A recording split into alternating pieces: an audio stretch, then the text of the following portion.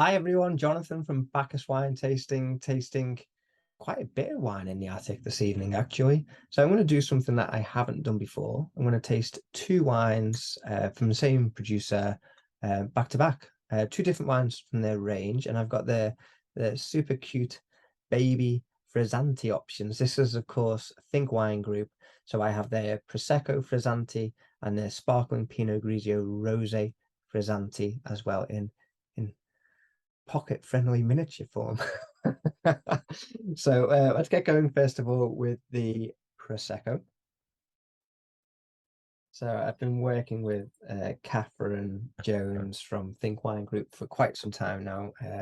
Thoroughly enjoy their wines and thoroughly enjoy working with Catherine and the team as well. So really nice to do a little video.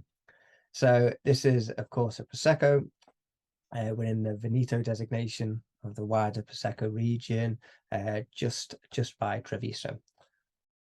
Now, the estate that produces ThinK's wines is a organic estate. They have 60 hectares in their holding, really producing exceptional quality Glera and Pinot Grigio grapes, both of which are used. The Glera for the Prosecco, of course, and the Pinot Grigio for their rosé. So what I mentioned at the start as well is I've got the Frizzante options as well. So their Spumante wines are in their standard 75 centiliter bottles, and the miniature bottles are produced in a Frizzante style, which basically means a lighter effervescence. Typically about 2 to 3 bars of pressure compared to 5 to 6 bars in the Spumante style. So you get less fizz. You'll probably be able to see that in the glass. You don't get as much of a kind of an effervescent appearance in the glass. But what that does do, and it's really a appealing trend I find to wine drinkers now, that kind of are going towards that kind of less harsh bubbles. And I think Prosecco's, it can kind of be associated with that kind of style quite often. But what it does is, and you'll notice I keep going into the glass, it really allows the fruit to kind of showcase itself a lot better. So bubbles can kind of cover that up sometimes. Here we've got really kind of ripe pear on the nose, so really bold green fruits, citrus tones as well, lemon. Really kind of nice gooseberry element as well. Lots of floral notes, blossom going on as well. So you've got that kind of really ripe fruit, but quite delicate floral aspect as well.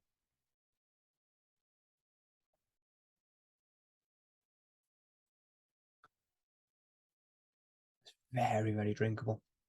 So what's really nice on the palate, as well as the lemon, as well as the pear, the green fruits, the citrus, you get a really nice introduction to kind of a more generous mouthfeel, and stone fruits, white peach, melon rind, those kind of vibes going on in the glass.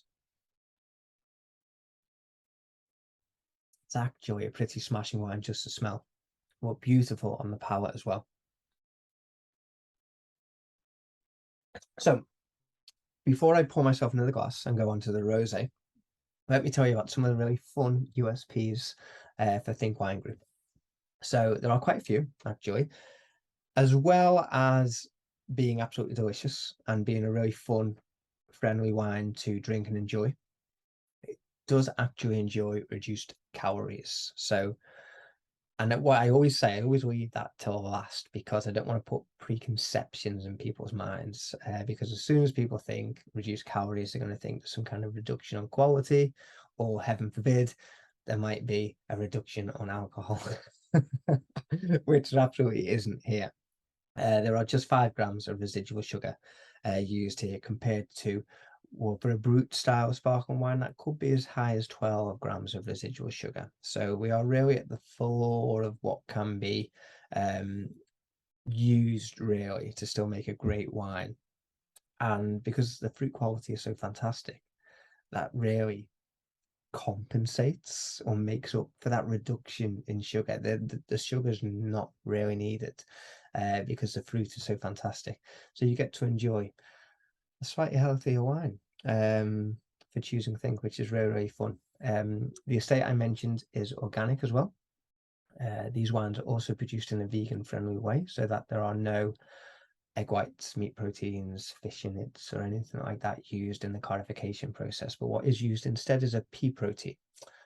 So actually, whether you're vegan or not, I'm sure that would probably appeal to most people. There's also reduced sulphites used in the production of these wines as well. So these are kind of clean as a whistle, not just stylistically, but also for those that are really interested in kind of more health conscious choices with what they choose to eat and drink. So I'm going to raise a glass to that and enjoy it. Now let's go on to the sparkling Pinot Grigio Rosé. In terms of production, we are talking stainless steel, fermentation around about 16 to 18 degrees for both of these wines. So winemaking process is very, very similar for both of the wines. It's really the great variety that is the significant change, but of course that gives a completely different tasting experience as well, and a visual experience as well, because hey presto, we now have a rosé. Pinot Grigio is a grey-skinned grape, so I know we probably associate that with still white wines, particularly the Pinot Grigios that come from central Italy. But actually, if left for a period macerating on its skins, get a lovely bush style rosé. So yeah, lovely salmon pink. This is all about, if you compare, nice to taste them side by side. If you compare the Prosecco, we were talking very much about green fruits and citrus. Here we are now, summer berries. We are raspberries in particular, kind of crushed raspberries, fresh strawberries, bit of strawberry leaf on there as well, actually, and some kind of grapefruit citrus tones as well.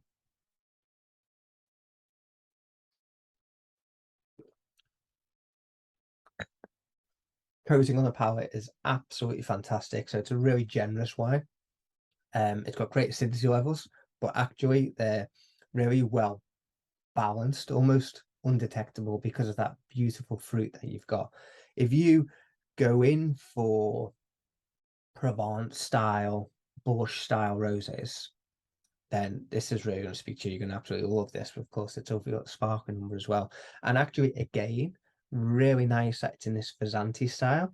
You get that effervescence on the palate. You can feel that lift from that Frizzantes style, but it really allows the fruit to sing. So I'm really, really excited about these little miniatures, actually. The main range, if you haven't tried them already, the Spumantes are absolutely fantastic. But I like the twist on the style with the miniature Frizzantes, and I think it really showcases the fruit quality for ThinK in an even better way, if that's possible, than the Spumantes do. So cheers to ThinK, and cheers to anyone who's tried the wines before and anyone who's maybe going to go out and check them out now. Cheers, and I'll see you again soon.